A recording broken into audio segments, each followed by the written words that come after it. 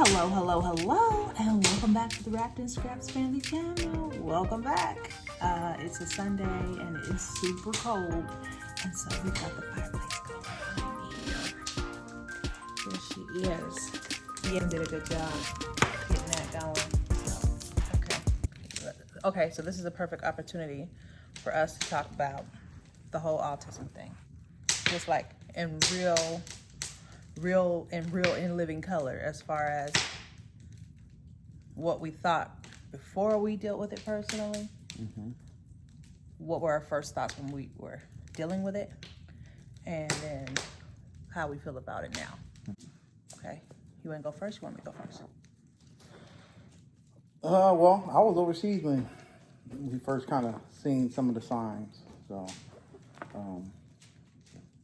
as a baby, talking with the oldest one, you got to say her name, do we? You can. Well, with Zenobia, it was more that stare into space that they do, and we noticed that. I've seen other kids do that, but with hers was a little bit different. How she responded to things. Very low key, very laid back baby. She's a happy baby, but she's very low key and very laid back. She didn't meet some of the milestones that we were expecting her to meet, especially like the talking and things like that, and some of the other skills. It was an adjustment. What was the hardest part for you? Hardest part was letting her develop. Yeah, that's what you got to do. You got to let them develop, because I can put it this way: all kids, all people, period, have problems dealing with their emotions and how to control themselves and how to deal with emotions and things. And they just have less of control because everything's so chaotic in their mind. Yeah. So,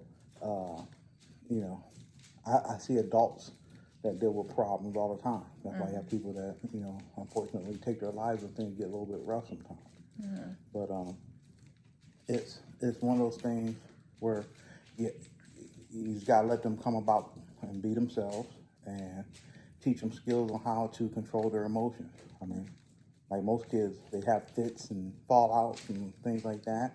And heck, I've seen kids that supposedly don't have anything wrong with them have way more temper tantrums, way more falling out, way more, being defiant than, the child with autism. I mean, that's just one aspect of it. Yeah. I mean, they're, and then they make a leap in their development from not being able to do and control certain things to gaining a different understanding of life. I don't know if it's just a gift or whatever, but they start understanding and seeing things way more. It's almost like, I think any child that has to deal with something has to mature at a certain rate to be able to establish themselves as themselves. Kind of like the kids, like when you see, the leukemia kids and things, they have to go through so many surgeries and so many things they have to go through that they mature so quickly that, they understand the situation that they're facing. They understand that it's a challenge, and they just keep going. Yeah. So it's kind of like that with the autism. At least with Zenobia, Chantilly, she's just way more laid back. She's way more mellow, and it's more for her is just the interacting with others. As a baby, you wouldn't think nothing of it. But as she got older, you see she did a lot of play along and not play with. Right. So she's in her own world, and if she wants to interact with you, she'll come out and interact, and then she kind of goes back there. Goes back into her shell. Yeah. So, it's the thing I can say. At least now with kids, I think they make it more of a point in school to talk about these things and show it. This person might be different and way different than the kids of the early 80s and 90s where we was making fun of everybody and we were just learning, you don't say this or you don't talk about this person, So I can see in the school system that has made leaps and bounds, because I remember, then, they didn't educate us. You kind of let you say whatever you wanted to say, and if they got their feelings hurt, then oh well, just don't let your parents find out or the teacher hear you say it, but you're gonna say what you're gonna say. And now I think there's less tolerance to that, even on the playgrounds and things like that. There's less tolerance, but there also still is that evil side of kids. Everybody think their kids are angels. Yeah. You got to watch them because they're the ones that try to manipulate some of these other kids. As we always act like it's just in the movies. They get that movie idea from somewhere. Exactly. Somebody's out there, oh, if you do this, then you can hang out with us. Or, I bet you won't do this because, manipulation is part of it. And, as we see manipulative adults, they start out as kids as well. So you just got to watch your kids. Everybody has to watch their kids. Yeah, even ours, even though they're autistic, they can be very manipulative. Yeah. Very manipulative. What was the hardest thing you encountered dealing with adults concerning your kids? The lack of understanding. Everybody always think everything can be handled with a butt whooping. Oh, Lord. Yeah. It's just, oh, you leave me with them for 5 minutes. And do what for 5 minutes? With my kid. Yeah. I was like, good luck. And it's funny. The funny thing is, if parents that don't even have their own kids in check want to tell you how to check your kid. Or parents who don't, or people who don't have kids at all. Yeah, they want to tell you something. I remember one guy tried to tell me my daughter was demon possessed. I looked at him. As much as we pray over our kid. I was about to, they ain't demon possessed. Yeah. I'm like, we might be dealing with something, and it's something that they're going to have to mature into. And now that we kind of have a title for it, it's people can have an understanding. Yeah. It can still be very productive adults. They can be very smart. I know one, I've seen an article about one becoming a lawyer, another article about one becoming a doctor. So it's just they look at things differently, and they might be sometimes less sensitive about things. Very less sensitive. But, yeah. I mean, heck, even, what was that one movie we watched with Ben Affleck? Yeah, that was his thing. He was autistic. A lot of people didn't catch that. That's what it was. That's why you can put all everything out and read through everything and see it and have to look at it. And then you can, they just see things on a different level. Yeah, it's kind of like a gift in a way. Not saying the other issues that come with it is a gift, but they do have heightened senses. They do sense certain things. Now, for me, I knew immediately with Chantalise, the younger of the two. Soon as she was born, soon as she came out, and she wasn't saying any, she didn't cry when she came out. She just came out just looking around. And I remember telling him, like, babe, look at her. She's not like at all, no crying, no nothing. She just came, and it was a hard delivery. Forceps involved, suction forceps involved. And she just came out and wasn't crying. She didn't look like she was in any pain. She was just looking around the room. We had to kind of rough her up a little bit just to get her to cry. I knew immediately with her. Now, with the first one, Zoe, it took me about, I'd say, 2 or 3 months. And he was overseas at the time when I had her. He was already overseas. And I would call him and I'd say, something's wrong. Something's not right. I just don't feel something's right. And he would try to encourage me. He'd be like, no, there's nothing wrong. You're just overreacting. She's fine. Everything's going to be fine. But I just knew, if you're a mother and you don't know if your kid's autistic or if there's something going on with them, I feel like God gives you that extra sense. You just know. I just knew. I don't know how I knew. I just knew that something wasn't right. And the more she developed, yes, she was doing all the physical stuff she was supposed to do, but she was doing things that, this was not our first child. We both have children that they're grown and out the house now, grown, married, and gone. So this is not our first batch of children. And so for me, I was kind of comparing her to my first daughter, and most of the stuff that she was doing, it was not at all in correspondence with what my other daughter did. And in my family, we have a lot of kids. We also have a lot of different issues in our family.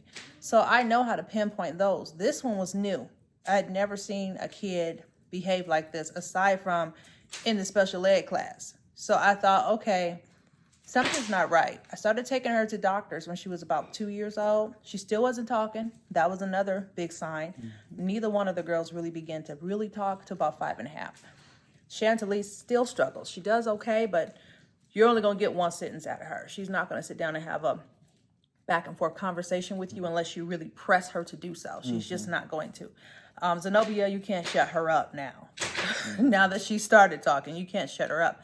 But it was really frustrating because we went years without them saying a word. And so, of course, you feel as a parent, you're panicking inside because you're like, something's wrong with my kid. Oh, my God, something's wrong with my kid. But you don't know what's wrong with your kid. And then you take your kid to all these different doctors and specialists, and they won't tell you what's wrong with your kid. They just write you out another referral and send you somewhere else. So you're frustrated with the doctors. You're frustrated because you feel as a parent you must have did something wrong. Why else would the kid be like this? You're frustrated because the kids, they're eating plaster off the wall. They're doing all kind of things to really harm themselves. They're self-inflicting themselves, hitting themselves. Just things that, they won't go to sleep. You can't get them to lay down. So the simplest things, the potty training, the eating, the laying down, taking a nap. I recall one night, my girls are 1.5 years apart. I put them in bed one night 60 times. I counted. I had a log. I laid them down in bed. It took me 6 months to get my kids to understand what lay down and go to sleep meant. I mean that literally. I would lay them down and they'd get back up and come out of the room. Lay them down, get back up and come. 60 times in one night, and till they finally stayed in their bed. So everything that you would do as a parent is just amplified when you're dealing with kids like this. And then you have to deal with other parents being so cruel, wicked, and mean, and or ignorant because they're uneducated about what you're dealing with. So everybody, sometimes family included, have something to say about your kid. Yeah. And my thing is, I pride myself on being a good mom. So it's like, if you're not a good mom, don't even tell me anything about my kid. You have no space to say anything to me. But for the ones who were just trying to help, they didn't know. They were just trying to, put their input in and give some direction. But it's very frustrating. You feel very alone because there's a lot of things you can't do. My daughter didn't like being outside. She didn't like loud sounds. She didn't like the color red. She didn't like how certain people looked. There were certain triggers that would make her lose it and have an all-out tantrum and like a real fit where her blood pressure goes up. We in the ER because her blood pressure's through the roof. That type of fit. So for the first 2 years or so, I say from when she was about 1.5 years to about 4, we were in the house most of the time. Because when we go somewhere, we couldn't go to the movie theater, couldn't go to a skating rink, anywhere where there was loud noises, anywhere where people were doing too much, it was a problem. She wasn't talking, but she would point. And when she would get tired of being in that environment, she would point at our vehicle. We'd let her in the car, we'd sit in there with her, watch a couple of, some movie or something in there to help her calm down and kind of woosah. But she would definitely let us know when she wasn't happy. And so there was a lot of times where I was just in the car with her. And people would get upset because we'd go to visit them. And then they were like, oh, well, they're just sitting in the car. Oh, she's too good. She feels she's too good to come in the house. They're spoiling her. Yeah, she's spoiled and you're letting the child run your life. No clue. And I'm thinking, I don't feel like I don't want to be in the ER again tonight because she has gotten so out of control where her blood pressure's through the roof and they're afraid she's going to have a heart attack at 3 years old. And people say, oh, yeah, that can't be happening. Yet, no, it really did happen. Yeah. We took her to the emergency room. They're like, ma'am, we need to calm her down right now. She's getting ready to go into cardiac arrest. So over losing a doll, of all things. I forgot her doll at my cousin's house. She lost it, began to bang her head on the window. So there's so much that goes into dealing with a kid that's autistic. You have to change your lifestyle. Yep. If you were having one, good luck. You're going to change that. Yeah, because most people, we have our good friends that we can trust that can watch our daughters. Yeah. But on average, no. Unless it's my mom. There's no just calling a babysitter and having them come over. No, we don't have that. So that's why a lot of times we are in the house. That's why a lot of times, we have to just, entertain ourselves at home. We get breaks every now and then. Some the family members try to, help when they can. Yeah. But, even them, they not all of them are equipped to, especially when we have all of them together. Yeah. One at a time, when if they're individual, they're totally different because everything's focused on them. Yeah. But 2 at a time, or at the baby third one. Oh yeah, they're a lot to deal with sometimes. There are a lot to deal with, and that was the biggest thing for me was it really does monopolize all your time. You're going to be constantly in occupational therapy, speech therapy, behavioral therapy, IEPs through the roof. I'm so sick of IEPs. individual educational plan is what it stands for. You deal with that when your child is in a special needs class. Yep. I'm so sick of IEPs. I have stacks and stacks and files of things dealing with the regional center and all their doctors. I put this in. The thing is, you're not just, your child's not just being evaluated, but they're evaluating you too as the parent. Because, you know, the 9 months out of the year that they have them for those, you know, 6 to 7 hours a day when we were going to school, Yeah. you know, they think they become the expert on your child. And a lot of times you have to tell them, like, no, the communication between the parent and the teacher has to be there. It has and that's to what be. we always focus on, is trying to communicate with that teacher to let them know, hey, this is how we deal with her. Because if you try to do things in a different way, then they run with it. Yeah. You know, like I said, the manipulation part of it, they understand how to get their way. Just like all kids know, oh, if I cry, but except for it's to a different level. It's extreme. Yeah. It's extreme. They take it extreme. Hold on, let me turn this light on. Hold this. I'll edit that part. All right. So we talked about how we knew about it, how we knew something was going on with our girls. Personally, for me, it was life-changing. Absolutely life-changing in every way imaginable.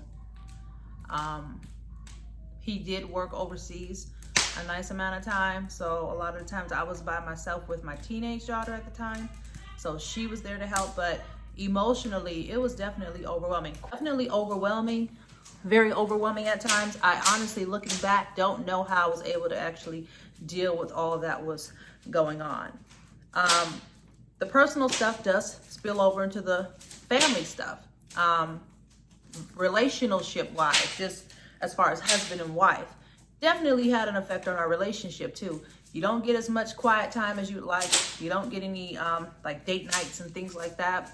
That kind of goes out the window for a while. We got to do it here and there because, like I said, we had a teenage daughter that was willing and ready to help us when we needed her to help us. So she was just like an angel in that sense.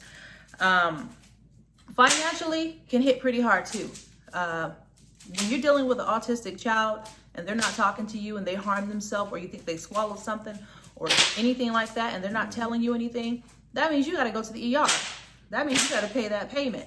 You got to pay for that, you know? So we were at the ER quite a bit. We're not sure if you ate the plaster and swallowed it, or did you swallow a nail, or we don't know because you're not talking to us. You're not showing any emotion, which most autistic kids sometimes don't do. So we don't know if you're really hurt or if you're not hurt. You know, there were times when they would hurt themselves and not even cry or be bleeding. And I'm like, what happened to you? And blood's just going down their arm or leg and I don't even know what happened, and they're still playing. So financially, if this is something, unfortunately, that you might have to deal with, be prepared to take a hit. And depending on what state you live on, will depend on if your financial medical insurance covers certain treatments, because not all treatments are covered by your medical insurance when it's pertaining to an autistic child. Okay. And the workup of it, because by me being a government contractor, sometimes our contract would end and we'll start over again, and then we'll have to log, or the company will decide to get new insurance. I remember one time we were working, and the guy that we were working with, I wish I remember his name to give him a shout out, but he was like, okay, I got the doctor locked on, I got this locked on. Oh, he was amazing. I remember him. Oh, my God. And then my company switched insurance. Yep. So we had to go all the way over Starting all over again, different doctors, different network, all that jazz. Yep. So it can, sorry, that's the fireplace, you guys, that's just really going. But I just wanted to, we've been meaning to have this video done with you guys for a while now. Our daughters are 10 and 8. So we've been meaning to get this in the way, because I feel that not enough parents are being told how to handle this, how to go about it, what to expect emotionally, what to expect mentally, what to expect financially. How is the family dynamic gonna change? I can say for me, I can't speak for him, but for me, I was upset with him because I had convinced myself somehow, some way, it was his fault, because I already had one child and she came out just fine. And so I figured, That's on your side. I don't know what happened, but that's on your side. All the kids acting crazy. That's how I feel. I feel like you did this to me. That's how I felt. I took it because, honestly, I thought it was the anthrax, because they haven't, for the guys who were in the service and got the anthrax shot, especially in the good old gun club. Y'all remember when we went through that whole situation where we were getting all those anthrax shots, and they're like, oh wait, that last batch was bad. Now you got to do them over again, and we did all this, and maybe it's just me, and you guys can chime in if you know anything different, but I know several friends personally who have autistic children. Yeah, the rates are very high. It just seems like it's a coincidence that, I remember on the base, I mean, when we first got there, and I was like, what are they putting all these, took out one of the areas and put in like a sensory toy area. Now, I know most military, they have what they call like the Exceptional Family Member Program and things like that to help support people, families who might have different things. But it was just kind of strange that they were doing that, and then all of a sudden you hear about everybody having an autistic child. Yeah. But by being the government, hey, I'm not going to go there. God love the USA. But some of the stuff that we have done has not been the best or smartest things that we have done. Amen to that. Very true. And I had to do a lot of research on autism when I was in college. And one of the things that kept popping up was that TRICARE, which is through the military, they're the only health organization that does not have to report any of their findings on autism, or as they used to call it, retardation, or anything in that spectrum. They don't have to report any of that to the main, portion that all that goes to. None of that is documented. So it's very strange to me that a lot of the mothers who are military wives, they've started like all these groups because there's so many kids on their block that are coming out autistic. So many, and here's the strange part. Once we left the base we were at and moved to where we are now, we had another daughter a couple of years later. No problems, nothing. So I wonder too, because a lot of the doctors that were treating me while I was pregnant, one doctor tried to give me oral morphine. He was mad when I wouldn't take it. He tried to give me oral morphine and tell me that it was okay and that the baby would be just fine. So the treatment there wasn't the best. My daughter did have a seizure maybe 2 or 3 minutes after getting her first immunization shot. She was newborn. The cord wasn't all the way even cut. And I looked over and saw the nurse practitioner giving her a shot. And I asked him, what are you giving her? And he said, oh, I don't know, ma'am. It's just procedure. Okay. So there's a lot of questions in that realm, but just financially, if this is something that you're going to be dealing with, please get some good insurance and also get hooked up with the regional center. We learned that stuff late. It's like a locked up vault that no one wants to tell anyone how to get resources to better help our children. We have to pay a lot more money for healthcare. We have to pay a lot more money for all these therapies and all these doctor's appointments and all these running back and forth to the ERs. It's not cheap. Mm-hmm. Any little bit of help that we can get on top of that is great, because we have to pay more. Like, even if we wanted to get a babysitter or if we wanted to send our kids to daycare, they charge more for children with disabilities. Not sure if most people know that, but I was told it would be about $2,000 for my 2 kids to go to daycare part-time. Mm-hmm. Good thing my husband was making good money and they were at home with me and I didn't have to work. That brings me to the next thing. Ladies and or husbands, whichever one's going to be at home. If you don't want your kids being abused, you might want to have someone stay home with the kids. Either you or your spouse, because if your kid can't talk to you and tell you what's wrong and they're already having issues with expressing their emotions, that really opens up a door for abuse. There are more children who are autistic and mentally impaired that are abused than any other kid. It's almost like racism, but in the way of dealing with autism or kids with special needs. They are so widely abused, physically, emotionally, and mentally, sexually as well. So they're like 2 times more likely to be sexually or physically abused. So for that reason, I chose to stay home with my kids. I chose to stay home with my kids anyway, because I feel like a mother should at some point be home a little bit with the kids until they start school. But when this situation occurred, there was no choice. I had to be home. Even after they started school, I thought, oh good, I'll have a little bit of break, you know? No, I was getting phone calls from the school every day, 6-7 times a day. I was driving about 60 miles a day because her school was 10 miles away. I had to go there, drop her off, pick her up, come back. They'd call me, go back again. They'd call me again, go back again. I was going back and forth to the school like 6 or 7 times a day, to the point to where it got so bad to where I wouldn't even go home. And this is what I had other kids too. I would just hang out in the parking lot, okay? And then you have to watch the teachers too sometimes. There are some great teachers. There are some teachers out there that will really do the best with your kid. And then there are other teachers who could care less. I went to pick my kid up one day and happened to be driving by the park next to the school and saw my kid swinging on the school park, on the swing at the park. Literally, by herself. They had allowed her to get out of the school. They knew she had ran out of the school. No one had called me. No one went after her. When I took her by the hand, took her back to the school and asked them, hey, why is my kid down the street at the park? Oh, well, we're not allowed to touch the children. I'm going to be touching you in a minute if you ever let my kid escape and go down the street with all the cars flying up and down the street and all of the stranger danger and just everything that can go wrong. She was in kindergarten. They allowed my kid to get out of the school. This is not the first time.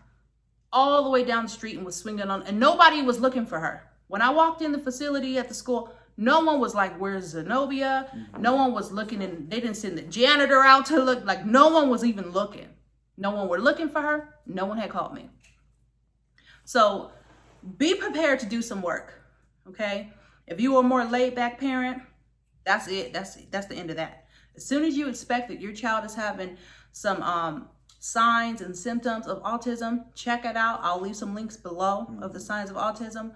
First thing first, do not be ashamed of it, because a lot of parents don't get help because they're so ashamed and so embarrassed that someone's going to know something's wrong with their kid. Hey, the way you can help your kid is by intervening early, okay? I was going around all I could to try to get some help for mine. And I was told by one doctor that she wasn't going to help me because she didn't want to see me get a free check. Now, let me say something about the, what they call it, early childhood development. Yeah, or there's the early, get the signs. You can catch the signs early and everything. I remember seeing Jenny McCarthy. I remember seeing Holly Robinson Pete. But you know who they are. So when they go into the doctor's office, they're like, oh, hey, yeah, I'm gonna get you all the help you need. We're not them. So it was harder for the doctors to for us to get seen sometime, for them to get, it was always, they thought it was some type of money grab.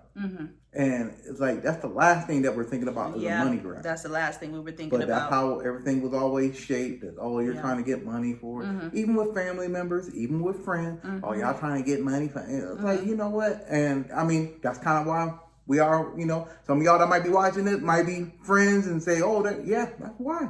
It's like, you only can deal with so much. And if you don't have our back, then what can I say? Hey. And it might not be for you. It's not, you can't handle it. That's fine, But it's been, that's another part of it that we haven't really talked about. But like, I think we touched on it a little bit, but the isolation from the people that we know, just because, just because, our girls couldn't go to the birthday parties. And if they did, the one time I did take her to a birthday party, I didn't even get all the way in the door and I heard someone go, and I was getting one child out of the car seat and I looked up and Zoe had dug her whole hand in the cake. I mean, in like 2.5 seconds. I mean, as fast as I can say, hey y'all, how y'all doing? And hug and turn around, her hand was in the cake. And they were like, oh, it was just the individual cake, so don't worry, the real cake is over here. But I was just so like, oh my God, And at the time, again, he was overseas. And instead of people there were some people that jumped in to help. And they were like, oh, it's okay. But I hate to say this, but I have to say this. Because it also goes back to culture, too. Certain types of cultures act differently toward your kid being autistic. So we've discovered this with churches, Yep. with just friends, with facilities. It doesn't matter wherever we go. It seems that the beautiful chocolate chip Cocoa Brown folks sometimes are not as open to understand what's going on with these children. They ready to whoop them, pull off a sandal, pull off a belt. One guy told us, oh, I'm just going to get my daughter had did something. And he said, I'm just going to get my popcorn out and wait to see what's going to happen.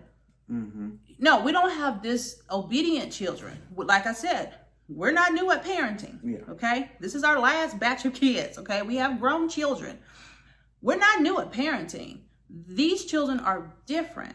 And so they need a different response. You can't respond to them the same way you would a child that's considered normal. Okay. It's not going to work. So for me, I think I was more defensive because I was with them the most. And I'm the kind of mom, my kids come first. Point blank, period. I don't care who say what. My kids come first. That's it. That's all. So whoever you are, please understand that before you approach me, because I can be the most nicest person. But if you do something to one of my kids or say something in their earshot to make them feel low or devalued, it's going to be a problem. And so I try really hard to start explaining to people like, well, I'm sorry she took your kid's toy. She doesn't really understand. And I even try to keep my kid away from your kid. Not because I'm stuck up and bougie, but because I know my kid's going to snatch your kid's toy. And when your kid cry, my kid ain't going to care at all. They just going to look at them. They might hit them. Yep. Just saying. And not care about that either. They have no sympathy. They're not thinking about it the same way. They don't care. So I tried really hard to take them to indoor play places where I can contain them, because they were runners too. So they just take off running. So I had to make sure that I couldn't take them to a regular playground because one can run that way, one can run that way. And I can't catch them both at the same time. And then I was also pregnant with the first one, so I couldn't chase her. So indoor play places. But in those environments, I noticed that for some reason, it seems like the white European descended culture of America seemed to be, I put it that way for a reason, because they call us African American, so descendant, okay. They seem to be more understanding and receptive of what's going on with your kid. And in most times, they're more educated as well, okay. Experienced that at a church too. Dropped my kids off, told them. I never hide it. I'm not one of those parents that act like, oh, I don't know what's wrong with my kid. No, my kid might have this whole room.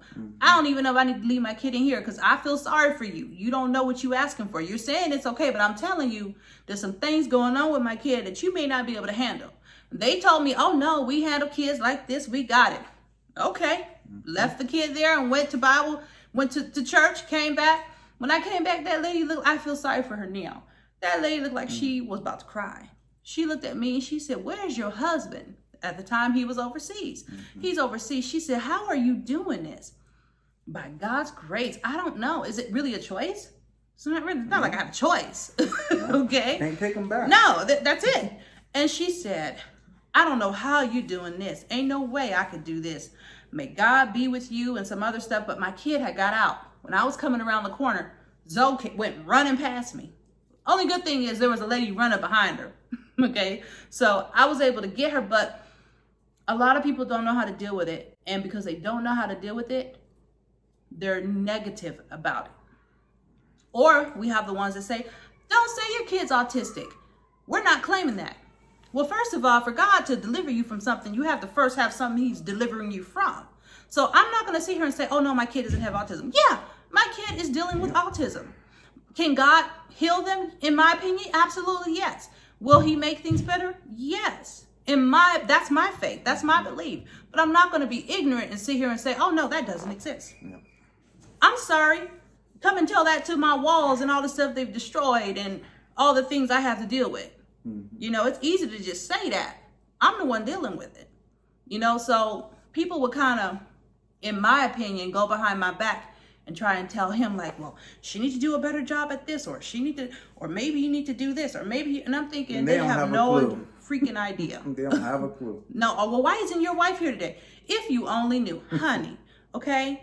Let me tell you, there's sometimes I'm just glad that I got out of bed, that I made it through the day, Okay, this is a full-time job. That's another issue. You don't work. How come you don't work? Do you want my job? Now, I was in the medical field. I've worked full-time. I've worked all type of jobs, from detailing RVs to painting mansions to medical field stuff to you name it. I've done it. I've done a lot of different stuff. I've done retail. I've done all that stuff. This is the hardest job. This by far takes the cake. I've worked 2 jobs full-time. I've done all that. Single mother, did it all. But there's nothing that compares to this. Okay? No. So, I don't get it. Because there is no break, there is no clock out, there is none of that. No. And even I have to pull back sometimes when I want to say, oh, why didn't this or why didn't that? I have to check myself and say, okay, she's doing the best she can. And then when I have a chance to take the girls and do something, I do. But, you know, it doesn't always happen, especially right now. I mean, where can you go? We can take them on a drive and just drive around and look at things, you know. At least when Christmas was here, they had lights and stuff like that they can look at and, you know, things like that to get them out the house, or at least try to take them around the block or whatever. But that's just a short time. Sometimes the short time is good, but, you know, everybody, you don't want to. I know a lot of people take longer breaks than they should at work. So, and that's not really a stressful thing. Yeah. This is something that's stressful. So. Yeah, it's very stressful. And it's, you know, it's one of the few jobs that you can't quit. You know, any other job that you have, there's been jobs where I was like, you know what? I don't like the way this is going. I don't like the way you talking to me, and I don't like my pay. Deuces. I'm out of here. There ain't no deuces in this one. You in it. You in it. And not necessarily just till they turn 18. You in it until they can function as an adult and live in society safely. That's how long you're in it. So for me, what I've been doing is trying to think ahead. Okay, I've been talking to him about getting an RV. Why? Well, our kids haven't been on train, planes, and things like that yet because they weren't going to act right on it. Let's just say there were times we talk about, well, maybe we can take them here. We can't even get them in the movie theater to sit down and watch the movie. So I'm thinking if we can have our own contained home on wheels to go places and do things, that might be an outlet for us to be able to kind of venture down. They love the beach and they love going places. Even when we did take them to Disneyland, which I was shocked. They did very good at Disneyland. Very good. They get amazing at Disneyland. And we thought they were going to melt down in the lines because the people told us you can go and get a special pass where you guys don't have to wait in the lines. And we were like, no, because other kids want to get on the ride too. We don't want to skip ahead of the whole line of everyone, you know. But we said we're going to try it out and see if they behave. And if they behave, we won't do it. We were there for 3 days. Not an issue. It was good. Not an issue. They waited in the Alice in Wonderland, Peter Pan ride for like 2 hours. Yep. And the other kids were melting down and they were just looking at the kids like, what is wrong with you? So they did amazing. We were actually really shocked. The only time things didn't go well is when we got back to the hotel. Yeah. Now, I told you, my oldest one, Zoe, she wanted to be in her own little environment. She was the one that liked to be in the car. So we had a full day at Disneyland. Got back to a nice hotel, ready to go to bed. She looked at us and was like, I want to go home. And we were like, well, we can't go home because we're going to go to Disneyland again tomorrow. She was like, no, I want to go home. Like, we had to convince her and really kind of woo-saw her to go to bed. But she did not want to be in that hotel. No. And every time the next day when we went back, the same thing. She was like, we thought she was going to melt down. She was like, I'm ready to go home. So I figured if we get an RV, that's like the home, that's you know? Environment. That's our environment. She can go back there and be happy. But this whole new way of life was difficult. And I think, I'll say this, whatever issues you're having in your marriage, just for average marriage couples, whatever issues you're having, you throw this into the mix. It definitely amplifies whatever you're dealing with, because it's hard to focus on your own, you know, personal relationship issues when you have you're constantly in a sense of panic. For me, I was constantly in a state of panic. Like inside I was panicking because I didn't know what was wrong with my kids, or if they're ever gonna talk, or if they're ever gonna not eat the wall, or if they're ever going to not stop falling out and banging their head on the ground or whatever the case of the day was, coupled with regular relationship issues, 10, level 10 all the time, which can take a toll on your health, which has. So ladies, gentlemen, I'm sharing this because I want you guys to just know, if you're going through this, you are not alone. There are different groups out there. There are different people who do say the word. Advocacy. Thank you. Advocacy. Hey, that might not be right either, but No, it's close. it's close. You know what I'm saying? Do that type of stuff. The regional center, okay? If you need help with the finances for medical or stuff, apply. And let people look at you crazy if they want to. But like I said, we're just now starting to apply for this stuff. We just now got in the regional center, a year and a half ago, 2 years ago? And it's funny because every time we go to an IEP meeting. Let's clarify that. We put the applications in the things. Yeah. A year ago, 2 years. Yeah, a year and maybe about 2 a year years. and a half, 2 years ago. Yeah. We just are now being finally processed and everything happening over For one thing. For what happened, beginning of the year, end of December? Yep. So, yeah, once again, the process that we had to go, it wasn't like we just walked up, hey, here's our paperwork. Okay. Interviews. And 3 months later, everything was good. No. Yeah, video People interviews. had to come to the house and check out your environment, make sure the kids aren't once you do it, you're highlighted. So now they're going to step it up to see, are you abusing the kid? Are you mistreating the kid? Mm-hmm. They're going through all these different things first.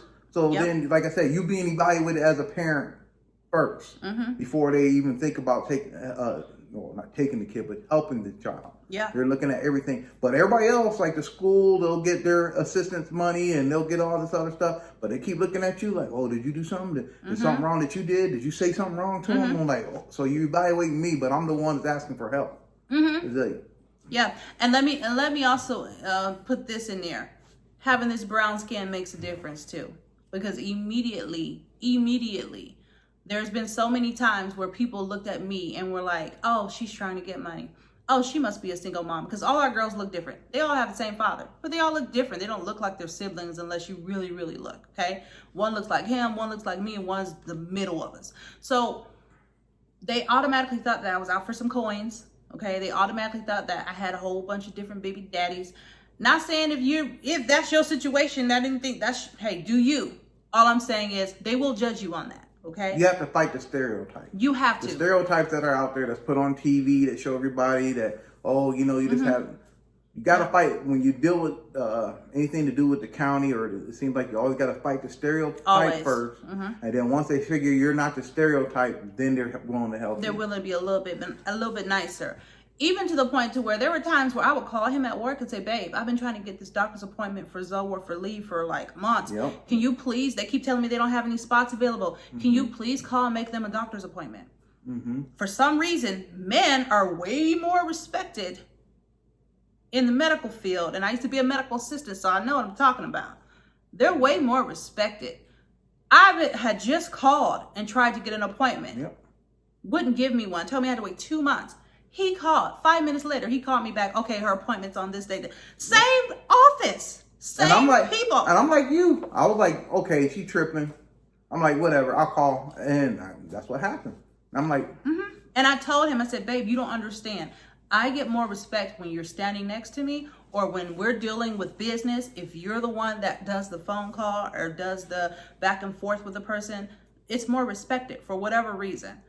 And he would always tell me, babe, you're overreacting. You know. And I said, no, I promise you. And that was one of the times where I didn't even feel like going through the craziness. I just called him up and I was like, I know you're working. I'm sorry. I need this appointment. Can you please call and make this appointment? And he was like, well, babe, if they told you 2 months, and they're probably not going to give it to me. They gave it to him. And it was like the next day. Yeah. How you get the next day when I got to wait 2 months? Same doctor's office. Okay? So be prepared for that type of stuff too. It's just a lot that goes into it. If anyone has any questions, let me know. I'm a very open book when it comes to this because I don't want anyone to learn the way I had to learn. It was hard, especially with having two. One is hard enough. Two, is a whole nother, because they're all different. It's not like they both have similar personalities. They're like yin and yang. They're like complete opposites.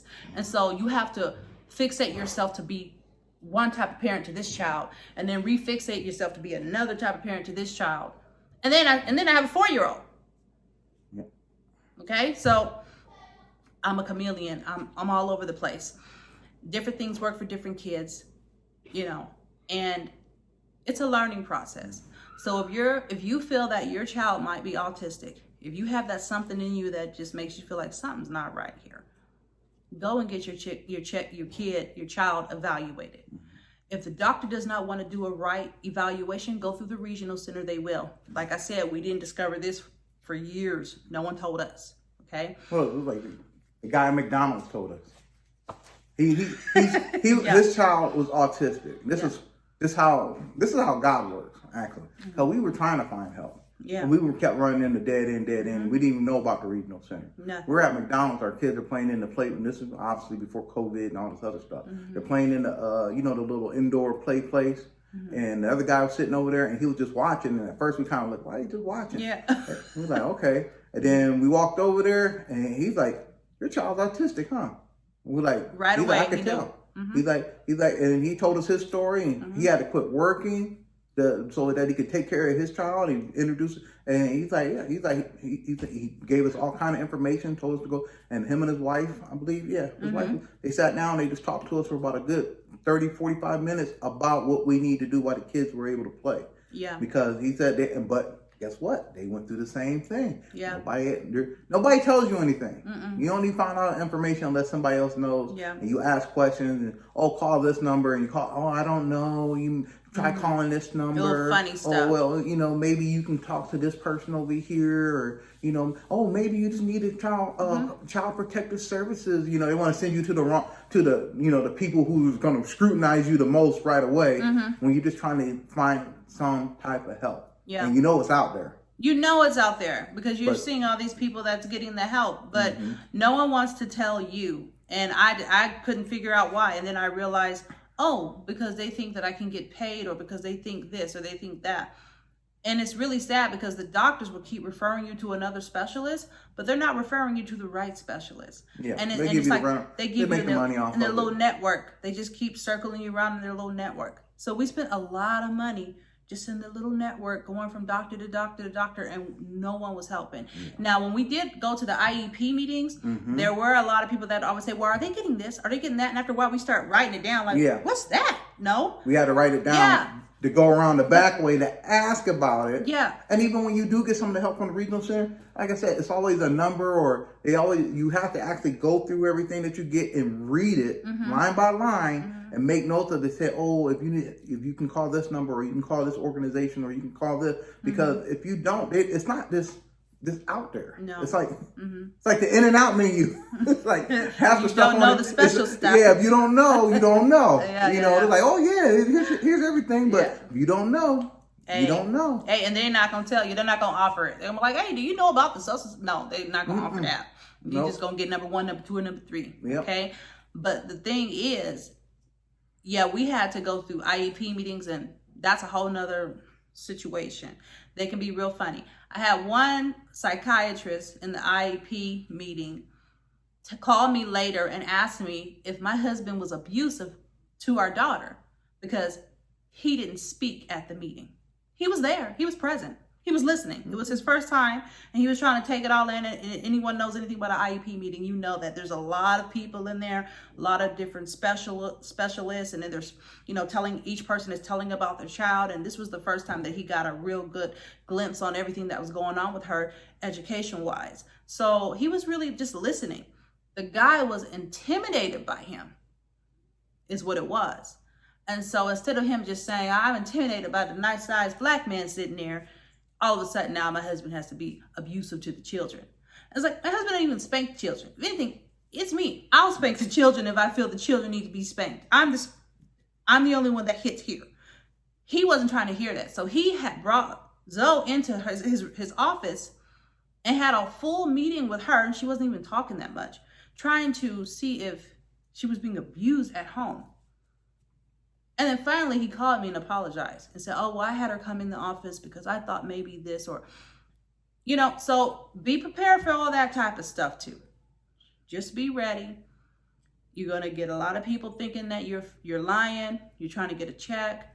You're abusive to your child. You're just looking for sympathy. The list can go on. You're going to get that from family. You're going to get that from friends. And you're going to get that from everybody else outside your house. Mm. So just be ready. So if you don't have a strong team, you're going to be in trouble. Okay? Because there's plenty of times he and I got into some arguments over stuff that was said. And I'm like, no, we're not doing that. You can't come over here and just start spanking my child. Mm-hmm. You're not going to be over here yelling and screaming at my kid. All this, we're not doing none of that. Okay? Yep. So that's very established over in my family, which is why I kind of separated myself for a while.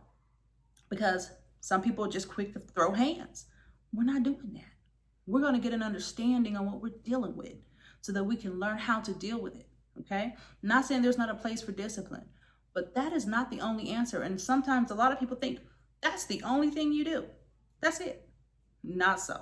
Okay? So if you're dealing with this stuff, if you think you're dealing with this stuff, get it checked out. If the doctor tells you and sends you to another doctor and they don't help you either, go through the regional center. I'm sure there's one in wherever area you're living in. They're all over the country. Go through the regional center. It's not going to be easy. It's going to take you about a year. Mm-hmm. But go through it. Maybe, I hate to say it, maybe even longer now because of our situation. Yeah, maybe even longer. Now, for me, I think there's definitely a red flag that went up, because if you know anything about autism, the probability of you having 2 daughters with autism, first of all, the probability of you having 2 children with autism, very, very, very low. But 2 girls is even lower, okay? So right away, people thought I was just trying to get a check. They thought, oh, she trying to come in here with both her kids and get something. No, if that's your reality, it's your reality. If you have 3 kids with autism, if that's your reality, that's your reality. Start dealing with it. Don't wait. Get the kid the help as soon as you can. Do not wait. The longer you wait, the harder it's going to be. But I will also say really quickly, do not allow other people to run what you're doing. You still need to be the captain of your ship, okay? Yes, they're specialists, but you're a specialist too, because you're the one dealing with it. So don't let them come in and completely take over. There was things that were said to me, and I'm like, yeah, no, we're not doing that. Oh, well, your daughter, don't worry about her learning too much. She can always work at Walmart when she grows up. Y'all know we're not doing that. Nothing against Walmart, but don't try to limit her. She just snapped. She's only 10. Yeah. Trying to put limitations on her already. I don't believe in that type of stuff. I don't do the limitation thing. Okay, whatever God gave her to work with, or however she grows to come to be, that'll be what it is. But we're not going to sit here and put the cap on it. And that's what a lot of these teachers and therapists do. We don't do caps around here. Yeah. We're going to leave room for expansion. Okay? So just remember that too. And God is definitely the one you want to be talking to during all this time. Okay? Talk to him about it, because he knows them, because he made them. And let him lead and guide you on what to do with your kid to help them kind of come about. All right, anything else you want to add? No, I think we covered it all. Yep. Any word you want to have for the men specifically? No. Because sometimes it's more difficult for men. You guys, for men, you just got to be patient. And I think sometimes we can be a lot more patient just because we're like, okay, we don't understand as much. It's not that let me reword that. Not that we don't understand, we have a different understanding. We have a different evaluation of what's going on. And so, you just have to relax and actually see and observe and see where you can assist at. You can't fix it. It's not a fixed thing. That part. You can't just go, oh yeah, well, the bolts are just a little loose. It's not like that. All right, but there's a lot of things you got to figure out. Okay, what are they good at? What are they not good at? What do they exceed at? You really got to pay attention to how they excel. What's their reward system? What do they like? What do they enjoy? So that way you know what okay. And then for me, I'm an accountability person. So with them, it's more of I know you're capable of doing this. Yeah. So I'm gonna hold you to the level of what you can do. Absolutely. I'm not expecting you to be a genius. You know, I'm expecting you to do at your level. Yeah. And so, and if, you know, yeah, you can push them a little bit to go to the next level. That's great. But, you know, I would say to just like, in that sense, it's like other kids, you just gotta know what their strengths or weaknesses are. Push them all the way to the edge. That's what I do. If they're no good at sports, hey, teach them how to play chess. They can be the next grand champion or something. Okay, now, hey, they're not going to be LeBron or, you know, they're not going to be that. Okay, great. What are you good? Well, I like that. Okay, good. You're going to learn. I like it on the computer. Okay, you're going to learn how to code. There you go. All right. And who knows? Who knows where it's going? I remember, was it 6 months ago, some like 13, 14-year-old kid got a coding contract with Google. Wow. So it's like I said, with any kid, you got to find their niche and then encourage that part, water that seed. Yeah. Don't force them into something because then it just doesn't turn out. For what? It's not their gift. And that's big because one of our daughters, she's really, really gifted in drawing. The girl can draw. Okay, I'll insert some of her drawings. She's very detailed and she's only 8. The other one, she's really good with math. And she's really good with remembering birthdays and dates, all that stuff. She can tell us every birthday of our like immediate family, aunties, uncles, grandparents, all that off the top of her head. Okay. So just whatever they're good at, find that niche and help them expand in that. Also, I would say really help your partners. Help take the load off of the other. Because it makes it harder if you have to do a lot of the work yourself. If the other person is present, let them help too. And sometimes that can be hard for the mothers because we think, oh yeah, I don't know what y'all doing and all that stuff. But I think it's really important to do that because it's a heavy weight. It's not a weight that one should carry all by themselves. It's a lot. It's definitely a lot. And I think sometimes through commercials and all that, you know how they always want to play the little happy music. No, it's not always so happy. It's not a real reality. Look at this. It's not. Are there happy moments? Absolutely. No. As you guys see in my videos, absolutely.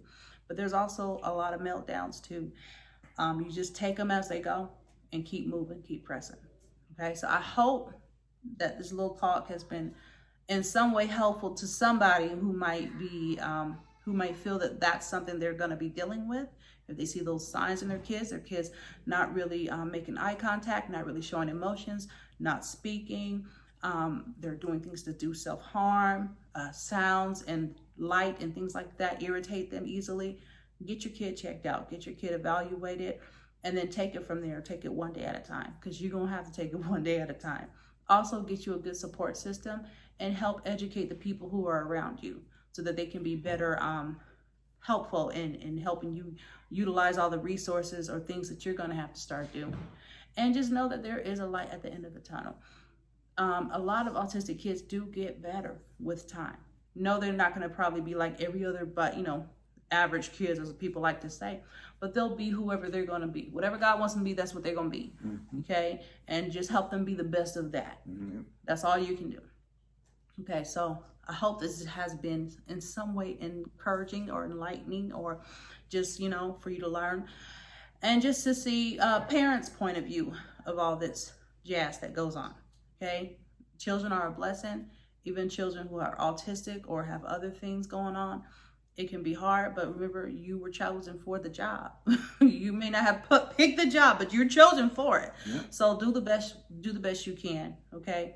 And that's what we try to do, and we're still learning, and we're gonna continue to learn. This is a whole new world like I said, for us. So just do the best you can, get the information you need. I'll leave some links down in the description box below. And remember to stay wrapped in scraps, meaning repurpose, recycle, reuse. We go through this all the time. Find something in you to reuse, recycle, repurpose, okay? Your life, your emotions, just keep expanding, okay? Take the bad, make something good out of it, all right? Stay loving you, stay loving God, stay loving life, and I will see you next time. Bye, guys.